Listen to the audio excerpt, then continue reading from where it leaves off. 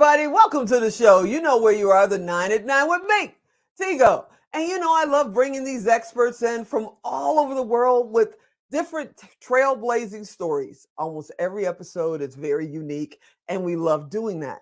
But lately, if you've been like me, you've heard NFT, crypto, investment, metaverse, and you're going, what did I just trip into Star Wars? What the heck is going on? Well, today, we have someone that is a investor. She creates businesses and she's big time into crypto and NFTs. So we're going to answer some of those questions. You might want to get a pen out for this one. So sit right there. We'll be right back. Expert Talk is sponsored by Pod Nation TV, the podcast to broadcast network.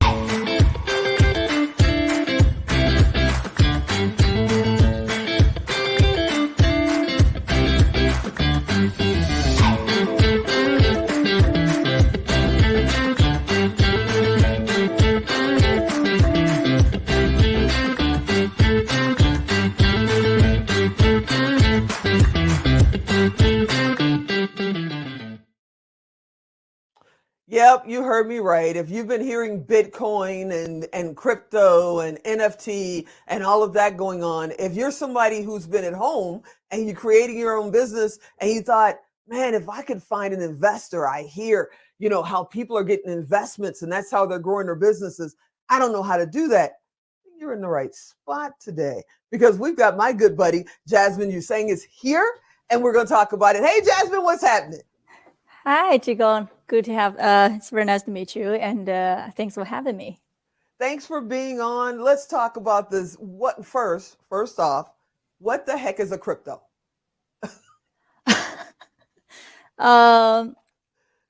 Good question. I think right now it's a buzzy word. It's everywhere. And crypto could mean a lot of things. Right now it really means a cryptocurrency.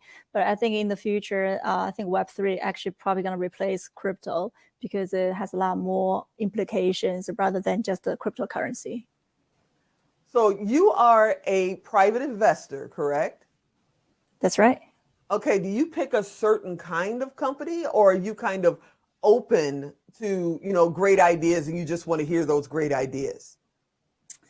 I invest the company I understand and I be able to support. So that will be in the enterprise SaaS, fintech, and the Web3, which right now everyone calls crypto, but I think it's much more than crypto. Yes. So what got you into that? What made you go, you know what? I can do anything in the world. I'm going to be an investor in, the next world, because that's what I think it is. It's the next journey, the next big world that's coming our way, like Web3 and crypto and NFT. What made you decide this is the path for me? That's a very good question. Actually, I like many other people. I was working in the corporate world, and like a lot of Asians try to be a good kid, right? Your parents tell you study hard and go to good school, find a good job, or maybe have a good marriage. Then I was working corporate. Then after a couple of years, I just get bored. So I started my own startups back in 2016. And then I was doing fundraising. That's how I get into the investment world. And I started to learn the process. After 2 years, I had an epic failure, like a lot of startups. So, but I was working tech, so I interested in investment. My major was economics. I studied 6 years for economics. I was doing financial planning, budget, those type of stuff. I feel like tech and then finance, the natural combination is venture capital. Then I started found my way into venture capital.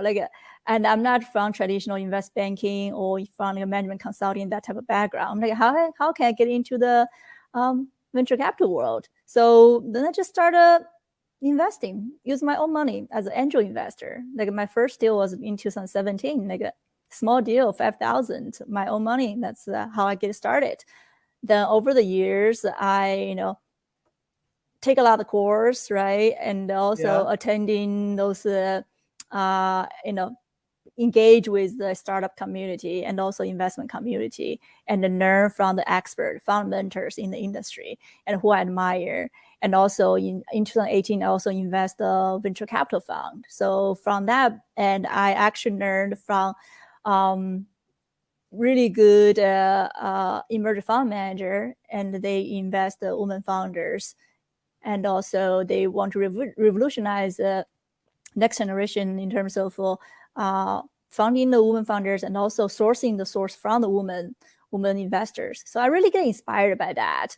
It's like, okay, yeah, if she can do it, maybe I can do it as well. So I just kind of hacked my way into this world.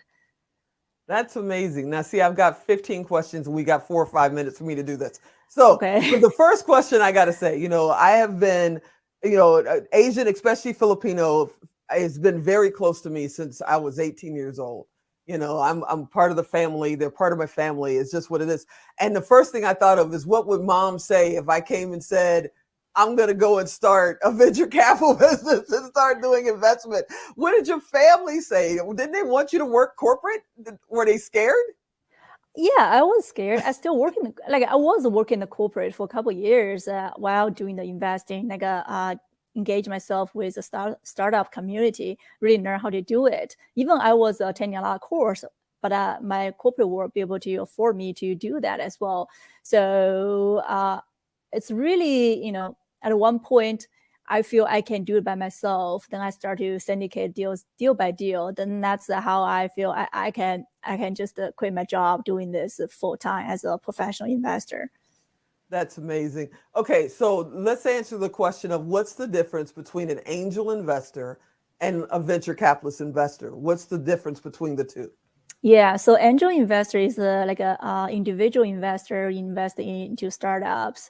Venture capital normally is institutional investors, but a lot of people actually start as an angel investor because the angel investor check size is much smaller than venture capital investor. Even some venture capital, they are angel size, so but they are more organized. They could be a group of people invest the deal in one-to-one deal as a syndication. So if you're a person that's looking for an angel investor or you're looking for a venture capitalist, how do you get started? What's the first step to find someone like you? I mean, I have your phone number. I'm just going to call you. But everybody else, how do they get started? Found your local community or found some organization you join, or you can co-invest with us as well, because like I said, we do startup syndication. Each deal for us is a fundraising, so I'm always looking for deals, always looking for investors. At the very beginning, I normally found 100% with my own money or my family money, but now since I had an opportunity to work with a lot more amazing founders, no matter how wealthy you are, you always want to partner with other people. So that's why I'm always looking for a partner to do deals together and do something amazing things together. It's a fun to work in the group. So it's 2022 right now. You said you got started in 2016. So that's, all a great 6 years. Where do you see yourself in the next 5 years? What's coming next for you?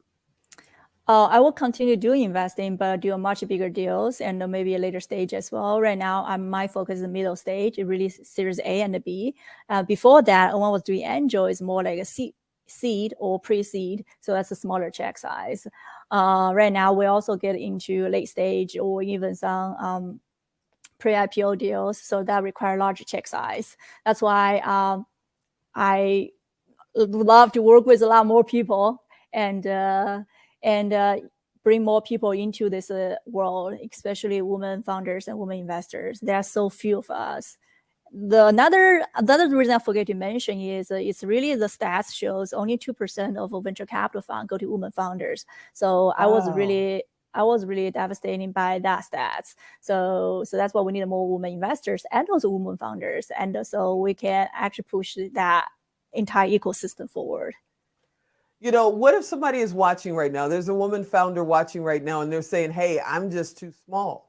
I don't think I'm big enough for, going out after an investor. What would you tell them? What's the right level where they should start looking for an investor?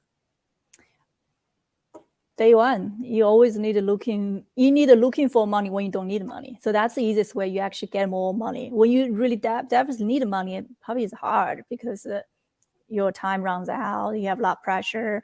So you always build your investor call list, or you have a backup of investors you'll be able to reach out to. I would say day one, always looking for capitals. Yeah. Okay, so you guys don't get mad at me. Yes, this is a 9 at 9 and we hit this much. But if you want to get in touch with Jasmine, you guys know, go to tigodirect.com. Her information is in there. Just hit her up and say, hey, I saw you on the 9 at 9 if you want to find out about investment, NFT, crypto, and all the new stuff that's coming down the road. But don't drive her crazy because she's going to call me and say, what the heck just happened? Make sure that you're ready to talk to her when you go and talk to her. And she's going to be on International Women's Day, and we're going to get to dive in even deeper. I want to thank you so much, Jasmine, for being on the show. This was so much fun and so informative. Thanks for having me. It's such a fun experience to be on your show. I need to do this more often to have more exposure so I can inspire more people just getting started. I love it. I love it. All right, everybody. I want to thank you for watching this episode. And I hope you come back next time. And as always, I'm Tigo. I'll talk to you next time.